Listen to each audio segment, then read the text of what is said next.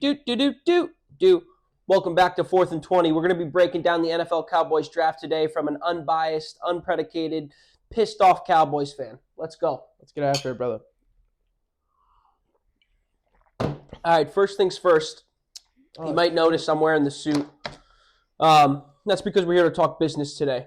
I'm not a happy camper. The Cowboys are a disenfranchised, disappointing, letdown of a team. We're here to hold Jerry Jones accountable this year. This is unacceptable, and what's happened over the last 25 years is just straight purgatory for all us Cowboys fans. You might see me give some high regards to our first-round pick, and quite honestly, there's a lot of good players that we picked, but our scheme and strategy in this draft was beyond disappointing. It's like when your kid comes home after he, punched another kid in the face unprovoked. You're not mad at him. You're just disappointed, Yeah, man. I mean, you guys have had a rough couple of years here. And a long stretch here of not making the playoffs. Yeah. I'm just excited to, sit back, sip a little bit of whiskey here. Oh, yeah. Welcome everybody to the show again. Hopefully everyone's doing great and, listen to these Cowboy fan frustrations. Yeah, if you're a Cowboys fan, you're not doing great. Let's get into it. Yeah, man. What do you got? What is the consensus here after the draft this year? Yeah, consensus is a C- in my opinion. And wow. I think that's generous, quite honestly. We're going to go through the number one pick. That's an A+. Everything else in the draft is C-. So let's get into it. Okay. Obviously, we wanted McMillan at wide receiver. He went to Carolina a few picks before us. So we took the best overall player. Very safe pick. Great pick in Tyler Booker. And I really do believe – I do. He's a dog. He's a stud. And I really believe that in like a year and a half from now, we're going to have 3 offensive linemen who are all pro with the first name Tyler. So that's pretty cool. Yeah. We got that going for us, but that's about it. Tyler cubed. Yeah, so he's 6'4", 320. I mean, a lot of people are saying, oh, he only did 21 reps on the bench, but just keep in mind, he's got a 35-inch arm reach. So when you're making that full extension, that's a lot of extra weight to move. And you look at the tape, the guy buries people into the ground. Extremely high IQ, awareness, reading stunts and crosses. I mean, the guy just knows what player to pick up and who to pass over to the next, and he finishes guys into the ground. I really believe that this was by far our best pick in the draft. Right. We got great value out of him, and everyone knows that the game is won in the trenches. But when you talk about a locker room guy, a mindset guy, right, let me just give you this quote that he put out before the draft. He said, and I shit you not, he said, I just love the aggressiveness and the tenacity of the game of football. It's legal assault out there. My guy. Dog. Hold on, it gets better. I love football. The brand of football I play, I make guys not love football anymore. People wake up and they're like, I can't wait to play this football game today. They get so excited to play football until they come across Tyler Booker. He did refer to himself in third person, but let it run. It's crazy. Kind of crazy. This part's fucking nuts. Then when I'm going after you, quarter after quarter, play after play, series after series, I start to see that love leave their eyes. That's what makes me love the game. Jesus, man. This guy's got psychopath problems right now. This guy's a dog. That's what you wanted. That's what I wanted. He's a killer. Exactly what you want. The guy protecting your quarterback right there. I want to have a beer with the guy. That guy's a fucking psychopath, and I love it. Bro. You can tell. That's exciting. It is. He's someone that he's not gonna lose, man. He's gonna show up. He's one of the best prospects coming out of the draft this year. Yeah. And he's gonna transition well. He's gonna be an elite guard inside. Especially coming from Alabama. Couldn't agree more. He's been transitioning well, and his transition to the NFL should be good too. I think he's gonna be a pro baller. You can't go wrong with this pick. You're gonna protect the trenches, and as you said, man, you win and it starts in the trenches. So 100%. It's a good way to start. So hey. Yeah, not off to a bad start. Well, if you're a Cowboys fan, right? We'll see. And I'll say this. Travis Frederick, he retired a little early. He was injured. Zach Martin retired this year, and Tyler Smith is no longer with the Cowboys. That was a big 3 for a long time. Now we have another big 3 in Tyler Smith, Tyler Guyton, and Tyler Booker. And I'm really excited to see them over the next decade. I think they could be a really special group. And it was a good start to the draft, but from there it just went downhill. Oh God. So let's talk about it. Devon Azarakua. I don't even know if I said that right. Forgive me if I didn't. But this guy, defensive end out of Boston College, right? Big guy, 6'3", 250. Didn't run a 40 time, but he's got a broad jump of 9 feet 11 inches. Everyone knows Bush did 9'11". Okay. Very bendy. Got a nasty spin move and a good swim move as well. He's from the ACC, so I don't know all competition he went against. I mean, it's kind of hard to take a guy from the ACC at number 2 overall, especially when we have Micah Parsons. This is what I don't like about the strategy of the Cowboys, and Jerry Jones needs to face the fucking truth on this one. We can't have defensive ends out there pass rushing if we can't stop the run.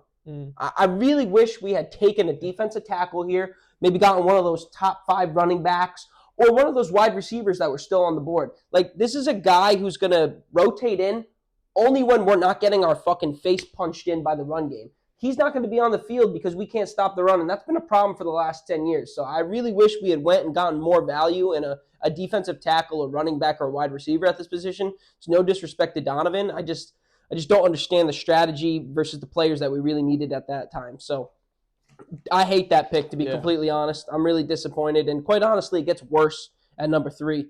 Siobhan Revell Jr., another ACC guy or AAC guy. I mean, what kind of competition are we taking film off of here when we're in the AAC? It's not like he's in the Big Ten or the SEC. I get it. He has a untechnically certified 4.3 40 time, but he tore his ACL this year, right? He's didn't compete in the last 6 months of the year, and everything on tape, he doesn't like pop off the tape, you know? I mean, he's got good hand-eye coordination. He's fast, but once again, he's in the AAC. Why didn't we go get a wide receiver here to help Dak? Why didn't we go get a D tackle? We just said that the game is won in the trenches, and we're over here getting guys who aren't even going to start once Deron Bland and Trayvon Diggs are back. Like, I think that was a terrible pick for where they could have gotten somebody who's actually going to come in and be an instant contributor.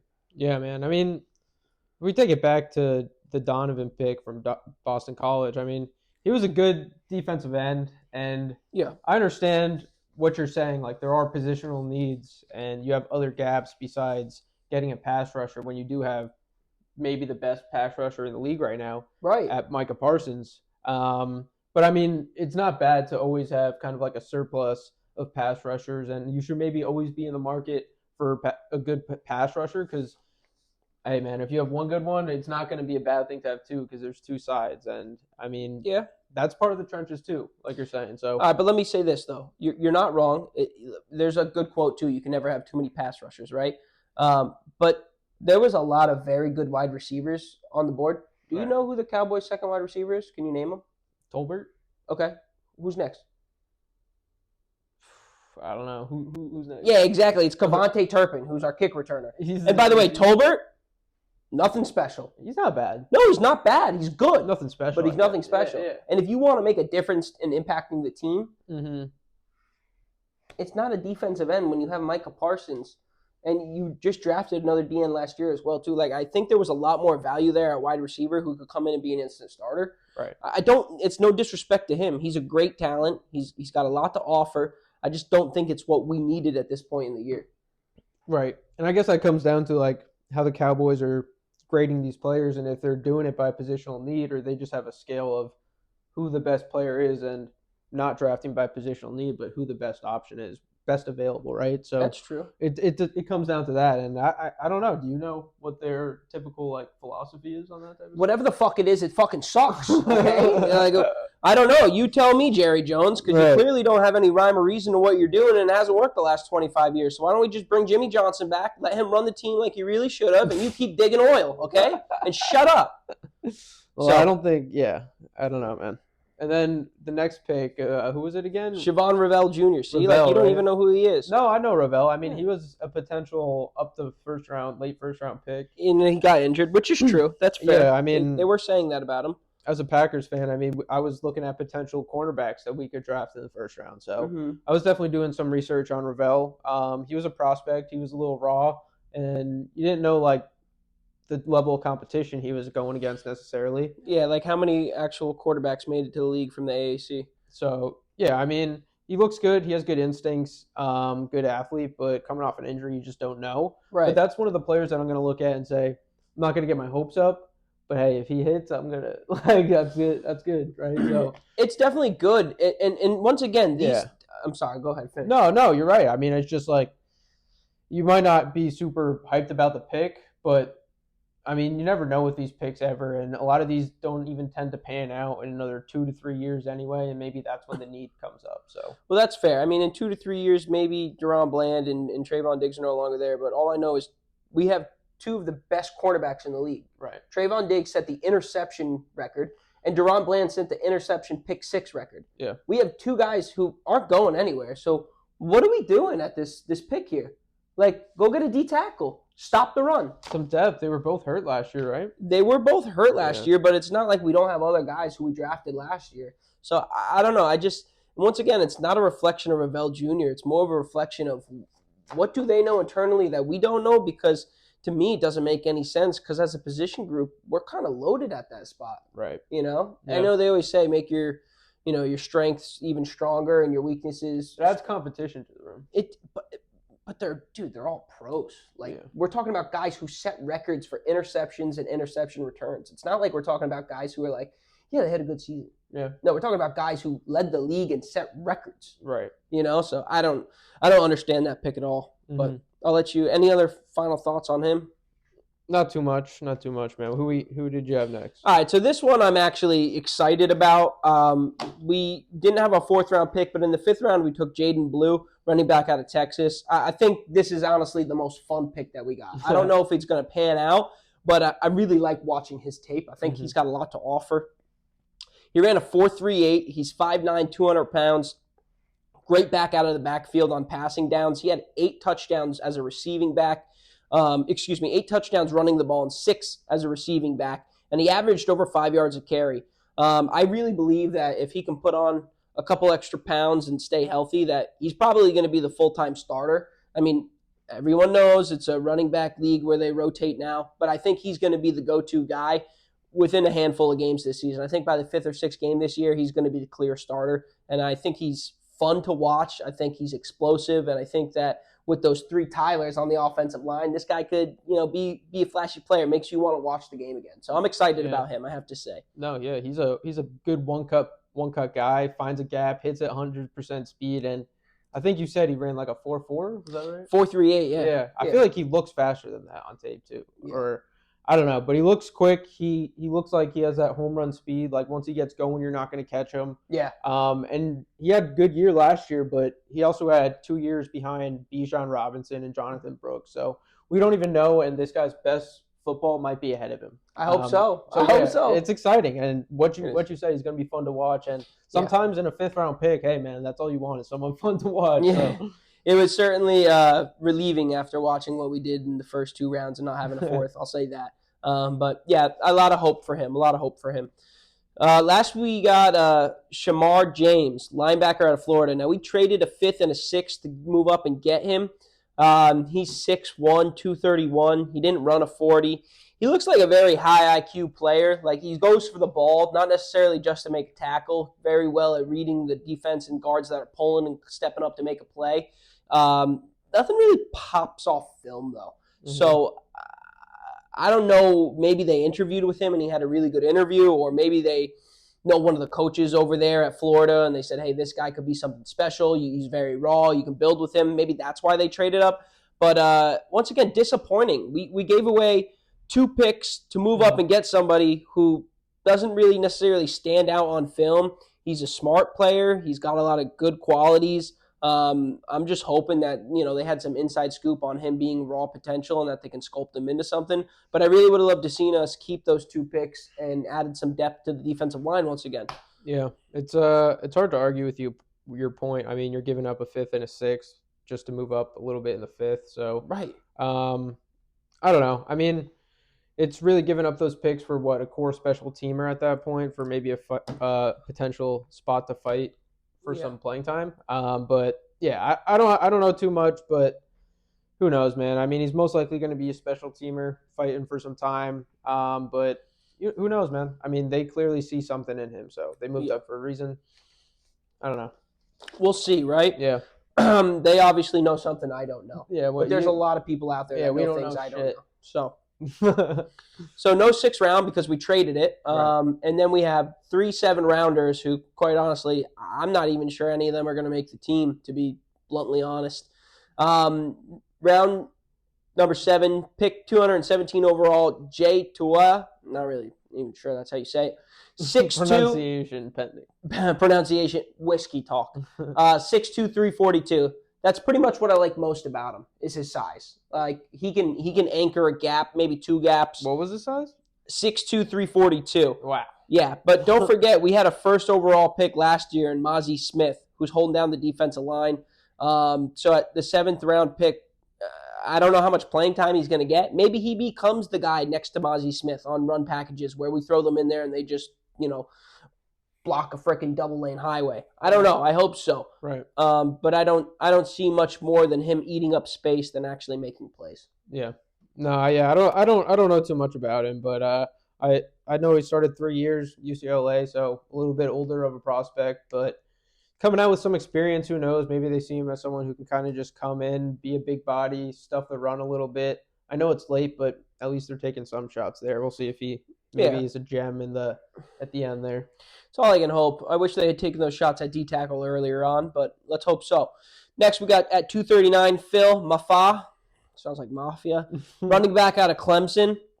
What I like about him is he's a big running back. He's 6 foot, 235, and he ran a 4.56 with all that size. He's an athlete. He's an athlete, but don't forget, you got guys in front of him, Javonte Williams and Miles Sanders, who are proven, long-term vets. They're definitely towards the end of their career, so if they have a hard fall-off, he'll take their spot, but I think he's really going to have to compete to take their spot. And you got guys like Deuce Vaughn and Malik Davis, who were drafted pretty recently here, as well as the recent addition of, we just meant Jaden Blue, so he's going to have to fight for a spot on this roster. Yeah, I mean, I think kind of towards the late rounds here, it's like adding players for some depth and just to add some competition in the room, get people fired up. You get a young guy in here with some talent, some juice. Everybody's a little sharper, train a little harder. So, I don't know. It could just be someone exciting to watch in, August and early September before the regular season starts. See if maybe he's I don't watch football in September. No, I'm just kidding. But, I mean, maybe he'll make the team. Maybe he'll make the cut. We'll see. And here's the worst pick I've ever seen out of the whole draft. Not the worst pick, but it makes no sense to me. 247, we got Tommy Kingsabestoti. I don't know. Pronunciation isn't my thing. 6'4", 308, ran a 5.0940 defensive tackle. Tommy, you got your height and your 5-second flat 40 going for you.